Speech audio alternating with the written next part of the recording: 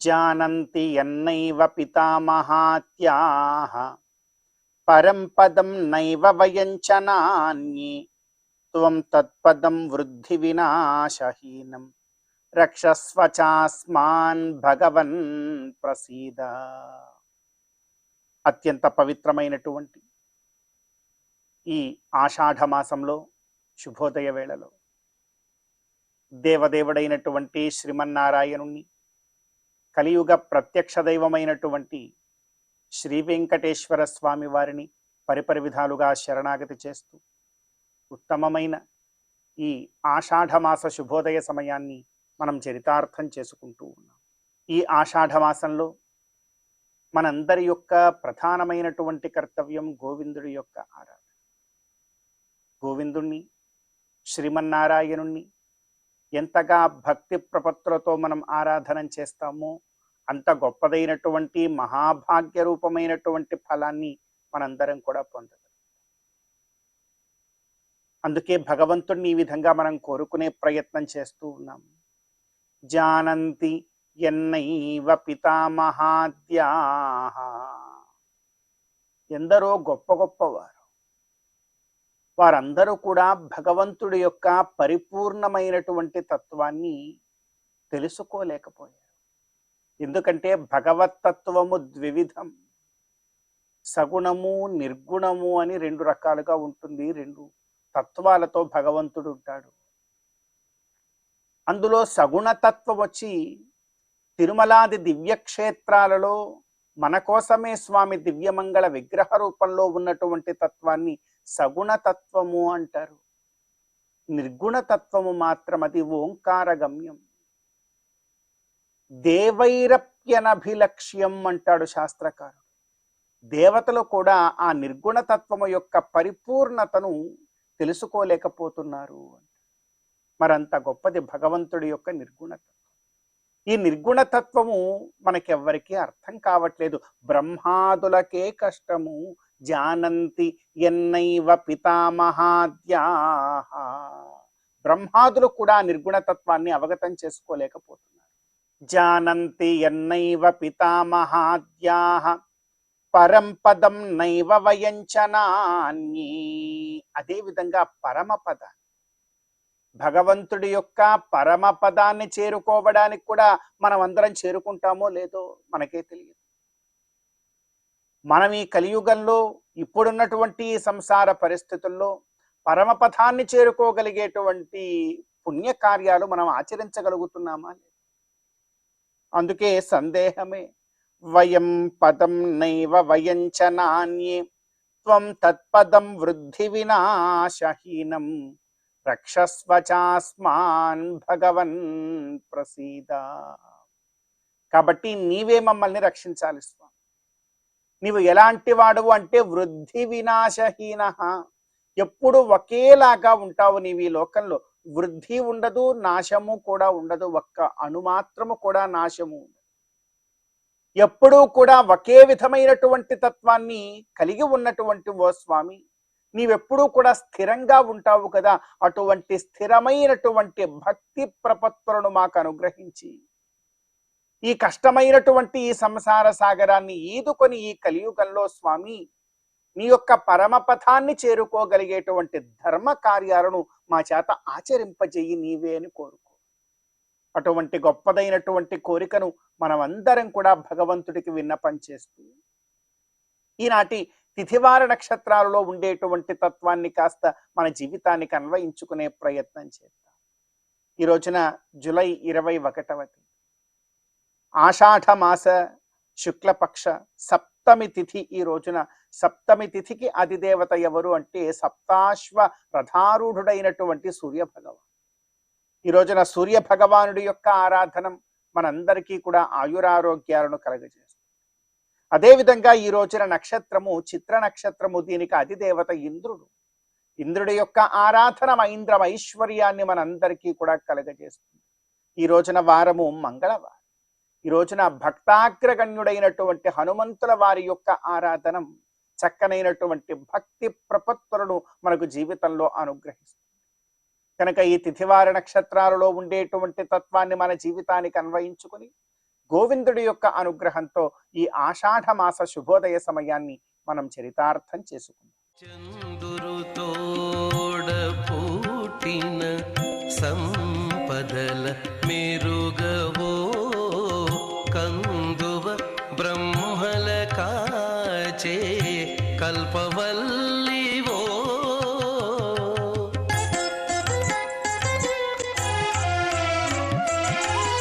అందిన గోవిందునికి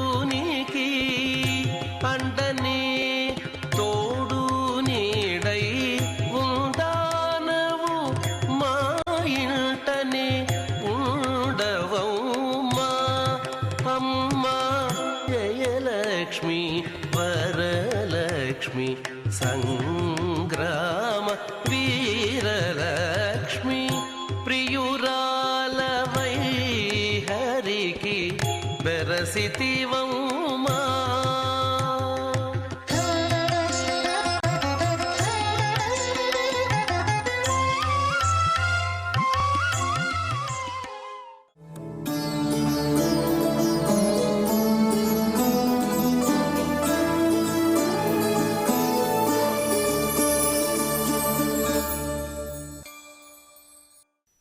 సమస్త జననీం వందే చైతన్యస్తన్యదాయినీం శ్రేయసీం శ్రీనివాసస్య కరుణామివ రూపిణీం.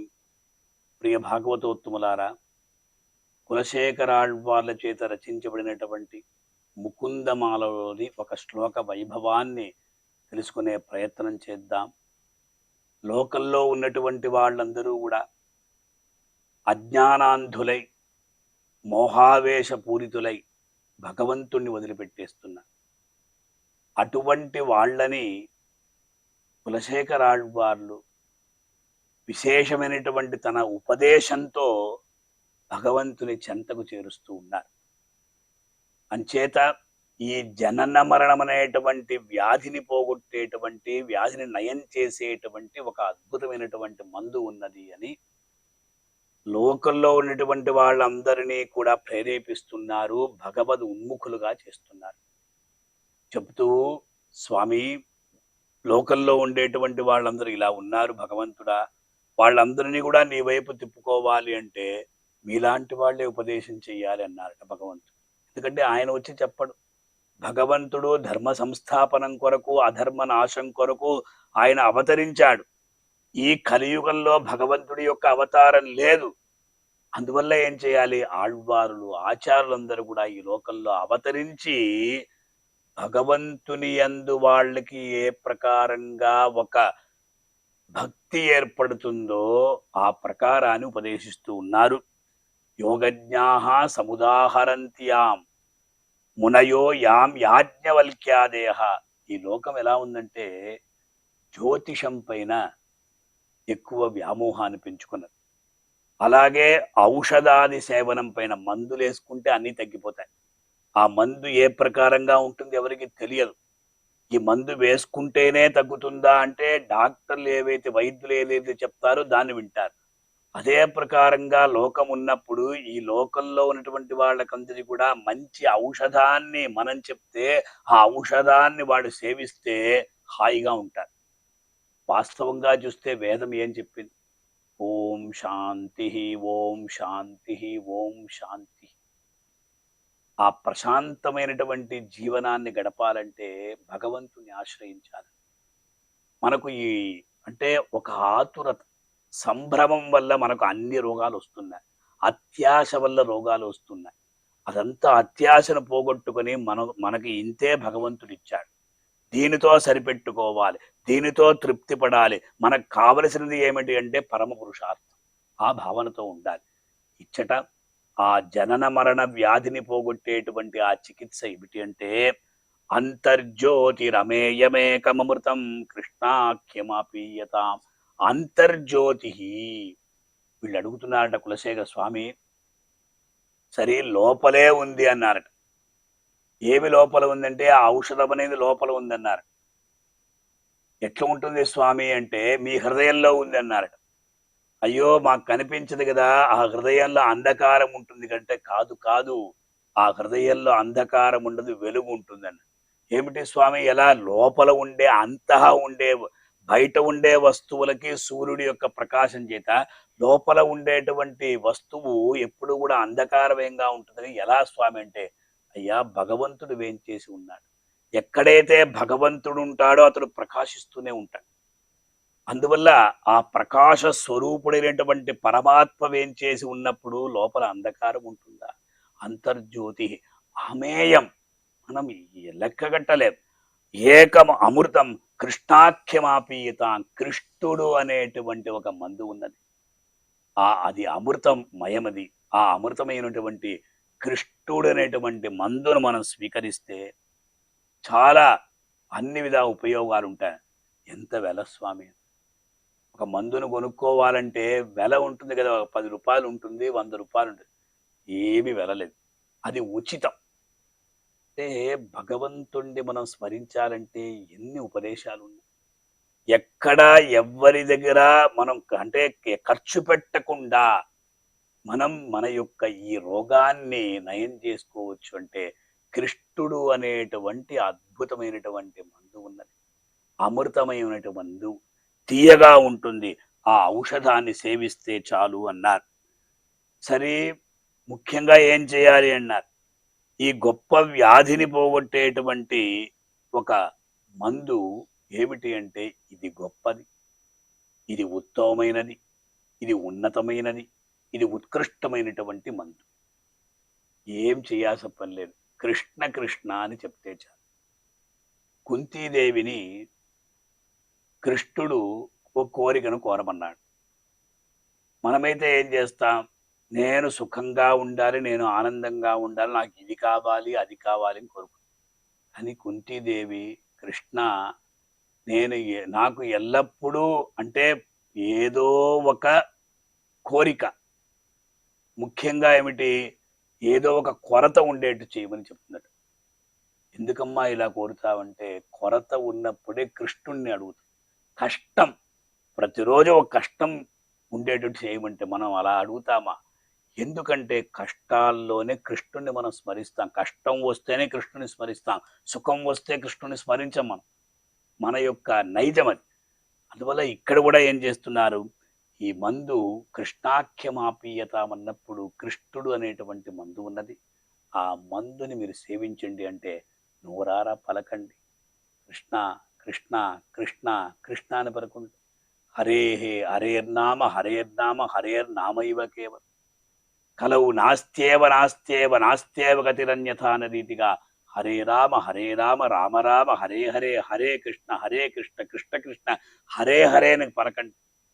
నీకు తెలుసో తెలియదో చాలా మంది అంటే క్యాన్సర్ వ్యాధితో బాధపడిన వాళ్ళకి ఇంకేమి చేయలేని పరిస్థితుల్లో భగవత్ స్మరణం చేత వాళ్ళు ఈనాటికి బతుకుతూ ఉన్నారు. ఎంతో మంది అలా ఉన్నారు. అందువల్ల మనం చిన్ననాటి నుండియే భగవన్నామస్మరణ చేస్తూ భగవన్నామ సంకీర్తనం చేస్తూ ఉండాలి. కనుక అది తాగే వరకు అమృతంగానే ఉంటుంది, లోపల కూడా ఔషధంగా ఉంటుంది కనుక సకల రోగాన్ని పోగొడుతుంది. అది కూడా ముఖ్యంగా జననం మరణం అనేటువంటి ఈ వ్యాధికి అద్భుతమైనటువంటి చికిత్స అనేది కృష్ణ అనేటువంటి అమృతమయమైనటువంటి ఆ మందు అని మనం తెలుసుకొని ఈనాడు అటువంటి కృష్ణస్వరూపుడిగా వేంచేసినటువంటి శ్రీ వెంకటేశ్వర స్వామిని నోరారా కీర్తిస్తూ ఏడుకొండలవాడ వెంకటరమణ గోవింద గోవింద, ఆపదమక్కులవాడ అనాథరక్షక గోవింద గోవింద అని ఆ స్వామి వారిని కీర్తిస్తూ తరిద్దాం. ఓం నమో వెంకటేశాయ. 16 పల్లెలతో బంగారు పతిమా చెదరని వేదములా చెగురుబోడి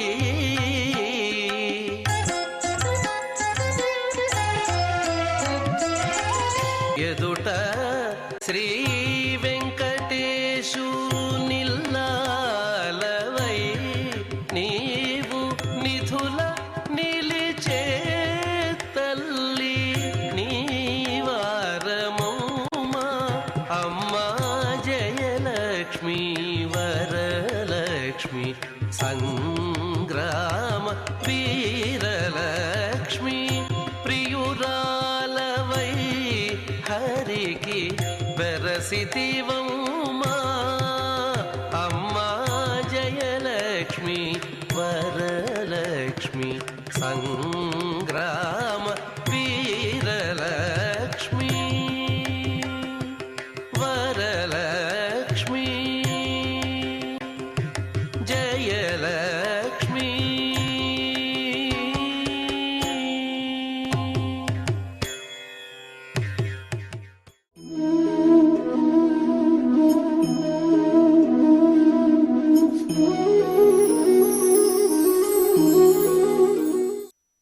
బలద్విర్దినిర్దిష్ట పాధోధరోరు పలాసారధారాతపత్రి కృతాద్రి ఫలన్మూర్ధ భంగోగ్రబాహ కళాకృత కంస శిఖండావతంస. సంస్కృత భూయిష్టమైనటువంటి సమాసాలతో సాగినటువంటి ఈ రచన శ్రీకృష్ణదేవరాయల వారు కలియుగ ప్రత్యక్ష దైవమైనటువంటి శ్రీ వెంకటేశ్వర స్వామి వారికి ఆముక్తమాల్యద ప్రబంధాన్ని అంకితం చేస్తూ ఆశ్వాసాంత గద్య పద్యాలలో ఆయన ఆ స్తోత్రాలు అత్యద్భుతమైనటువంటి స్తోత్రాలు చెప్పారు. శ్రీనివాసుని స్తోత్రం చేస్తూ భక్తి రసానుభూతితో పారవస్యంతో చెప్పినటువంటి అంశాలు ఇవి. బలద్విర్దినిర్దిష్ట పాధోధరోరు పలాసార అంటే దేవేంద్రుడు వడగండ్ల వాన కురిపించినా గాని శ్రీకృష్ణ భగవానుడు చిటికన వ్రేలితో గోవర్ధన పర్వతాన్ని అలా అలవోహగా పైకెత్తినప్పుడు గోవులు గోపాలకులు ఆ కొండ కింద సెద తీర్చుకుంటున్నారు. దేవేంద్రుడు ఎంత వడగండ్ల వాన కురిపించినా ఆతపత్రి కృతాద్రి, ఆతపత్రం అంటే గొడుగు, గోవులకు గోపాలకులకు గొడుగు పట్టాడు ఆ వర్షంలో కృష్ణుడు. దేవేంద్రుడు ఎంత బలవంతుడైనా కావచ్చుగాక, బలాసురుని సంహరించినటువంటి బలం కలిగిన వాడే కావచ్చుగాక, అటువంటి వానికి గర్వభంగమైంది ఆ సన్నివేశంతో. అలా దేవేంద్రాదులకు కూడా గర్వభంగం చేసినటువంటి గోవర్ధన పర్వతాన్ని అవలీలగా ఎత్తినటువంటి ఆ గోవులకు గోపాలకులకు గొడుగు పట్టినటువంటి అంటే సంరక్షకుడు అయినటువంటి, వర్షం నుంచి మనల్ని ఎలా గొడుగు రక్షిస్తుందో అలా ఆ వడగండ్ల వాన నుంచి గోవుల్ని గోపాలకుల్ని అలా రక్షించాడో మనం కూడా ఆ గోగణంలో అంటే శుద్ధ సత్వగుణ సంపన్నులై ఏ గోవుగానో గోపాలకుడుగానో మనం చేరిపోతే మనల్ని కూడా రక్షిస్తాడు భగవంతుడు. ఫలన్మూర్ధ ఆ చాణూరుణ్ణి సంహరించినప్పుడు బాలుడు బాలకృష్ణుడు వీడేం చిన్న బాలుడు, అటువంటి మల్ల యుద్ధంలో ప్రవీణుడైనటువంటి చాణూరుణ్ణి ఓడించగలడా అంటే పరమాత్మ బలాన్ని ఇంతనే ఉండదని చెప్పగలడా?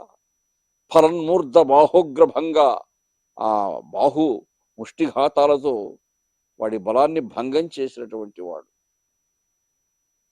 అలా నోరు వెళ్ళబెట్టి చూస్తున్నటువంటి కంసుణ్ణి కూడా అలవోహగా సంహరించినటువంటి వాడు.